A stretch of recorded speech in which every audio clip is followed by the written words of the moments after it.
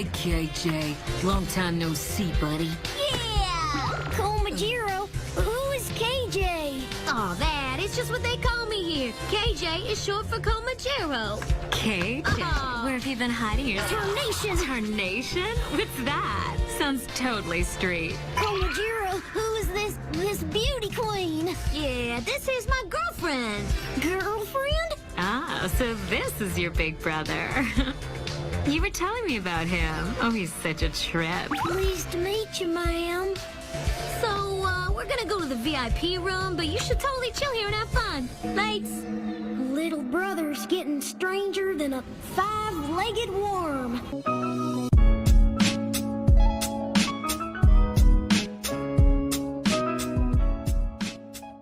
Everybody in the comment section below, leave your favorite track for DJ KJ to spin on the records, on the ones and twos. It's your boy Cash, and it is time to go over Komajiro. wait, why I call him Komajiro? KJ. And sadly enough, he is the only I haven't got. Yo, he won't come home. But now I see why. My man is at the club. He's spinning the ones and twos. He's spinning the ones and twos. How is he supposed to come home if he's spinning the ones and twos? All right, guys, let's get into this man's skills, what makes him good, what makes him tick. First off, we got the leader skill, and he's going to be for the lights, multi-strike chances, bringing it up by 30%. Also, if Koma-san is in the party, now you can see. Now, I didn't understand that. I was like, why Koma-san? It's kind of like when you saw Alphonse and Edward, like they were a crew. Komajiro and Koma-san are like they're brothers, and they're really attached to each other. So they're actually brothers. Meanwhile, the other ones, Jiban Yan, and I'm assuming Hover is separate. Like they're just completely separate entities. But these two are actually brothers. So it kind of made okay. So now I'm getting sucked in. I'm about to watch the first season or something like that. Who knows? So next up we have Swirly Lightning, 100% chance to shock 2 enemies for 30% of the attack for 2 turns at the start of the wave. Remember the wave? Only the wave, but 80% chance to inflict jolt for 80% chance to inflict jolt for 80% for 2 turns. Now, just to keep this in mind, I remember if I showed this before accurately when I was showing him, is that it's 80% chance every time he attacks. They do not put that in there, but it's just a heads up. All his attacks have an 80% chance to jolt.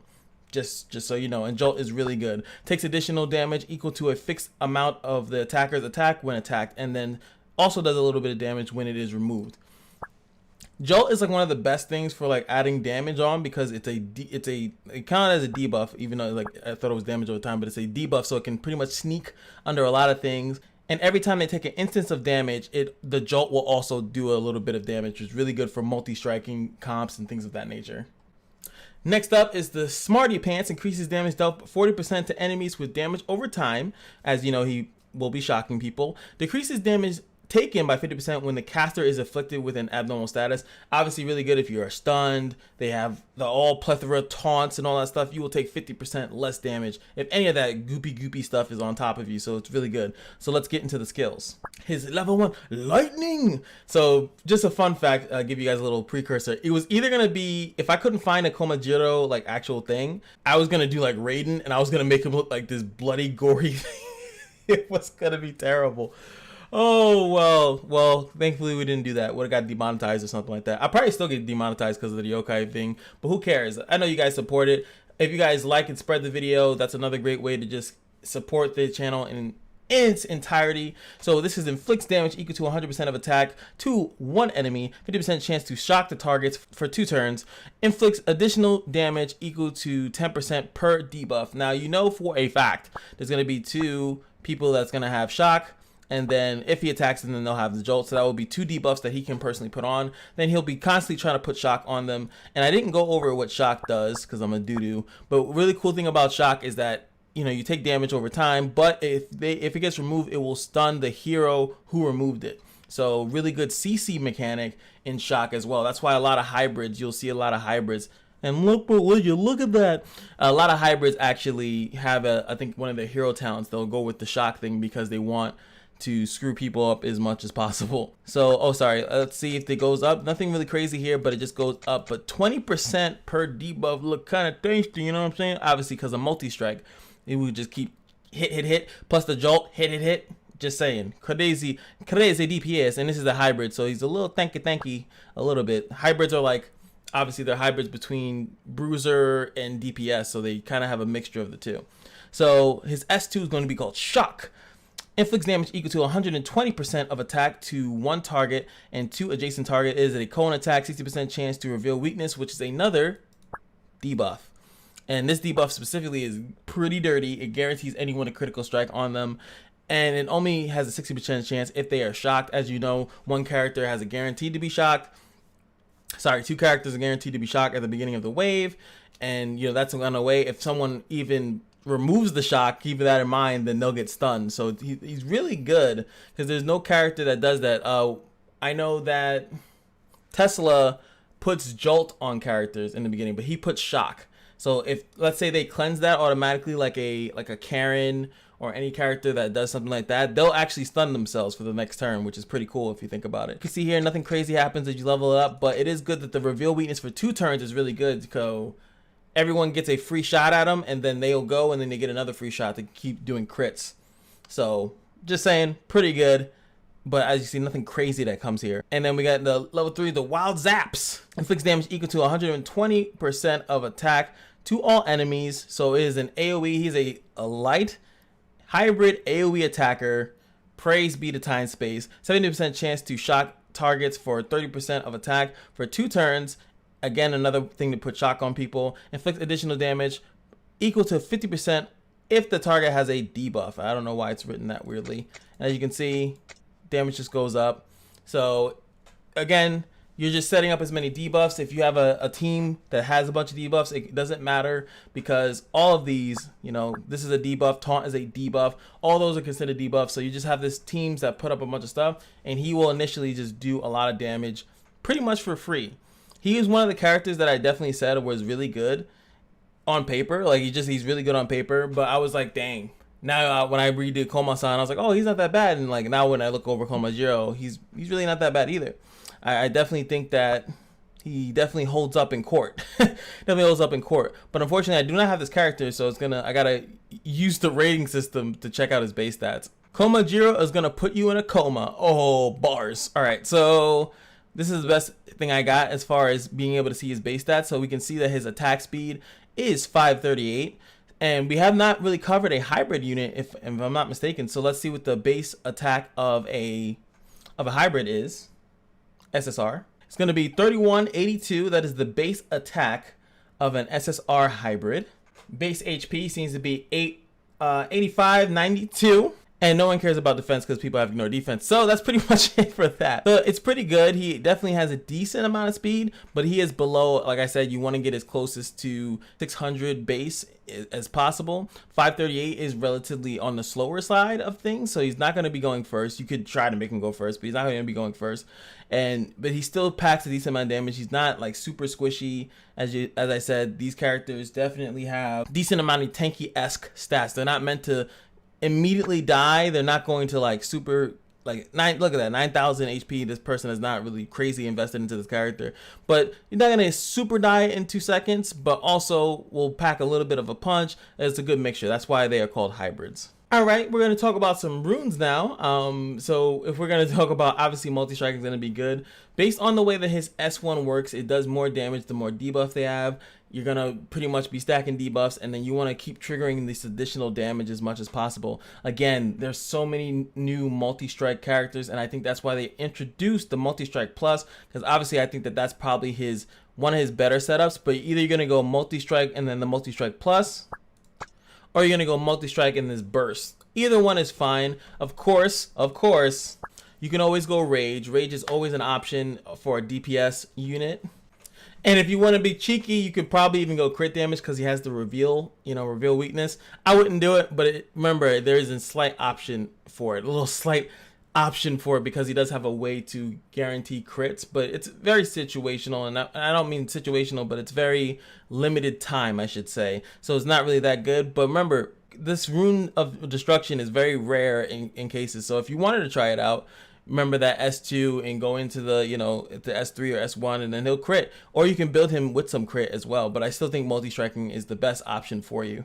Don't worry about the fact that it's Leaf up here, but I needed to go into the hero talents of actual, a hybrid.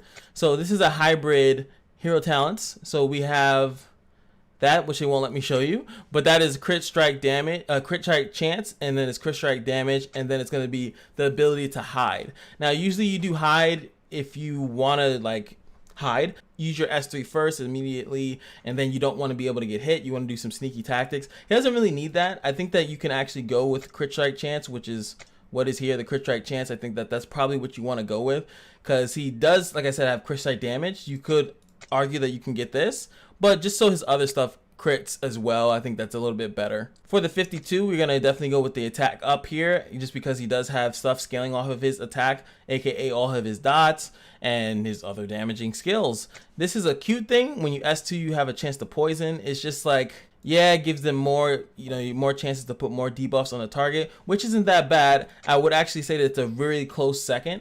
I just always think that increasing everything is a little bit better than having a chance to, when you put your S2, 50% chance to do it. Seems okay, but I think you need some type of more cycling, like, and what I mean, like cooldown cycling, to make that worth it. Here we go. The 54 is damage taken in arena, damage taken from bosses. But this is what I was saying before. This is every time you use your S1 as a hybrid, you have a chance to put more shock on random enemies. I definitely think this is definitely good for Komajiro, just because he does have shock, and you have more chances to put shock on other things. But if you wanted to be a little bit tankier, I could say, okay, why not, right?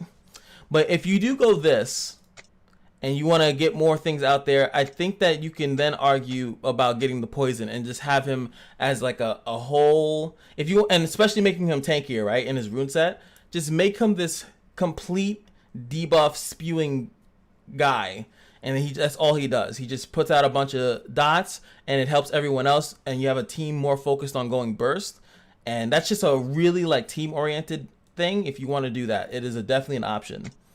Next up is going to be the 56, and it's going to be defense this or the crit strike chance. When you get hit, he has nothing defensive really in his kit outside of if he has an abnormal status. He will, you know, whatever like that. He'll take less damage, 50% less damage. But I think this is probably the best thing. No one likes these for the specific reason, especially for a light and a dark. It just seems like, you know, it's very, you're not going to really utilize that often. So this is a good shot. 20% chance to get a crit strike chance for 30 when you get hit. It's really not that bad, honestly. He's only taking less damage if he has an abnormal status on him. So it's very dungeon specific, very PvP specific. Well, this is always good every time. And last but not least, you have this increased damage dealt in arena, increased damage dealt to bosses, and then you have the adrenaline, which is when you get attacked, you have a chance to lower all your cooldowns by 1 turn. It's only 10%. It's something that's not reliable. Meanwhile, the other ones are good all the time. Again, if you want to go in arena or if you're going to bring them in bosses, up to you. This is very rare that people pick this. They pick this on more tankier hybrids.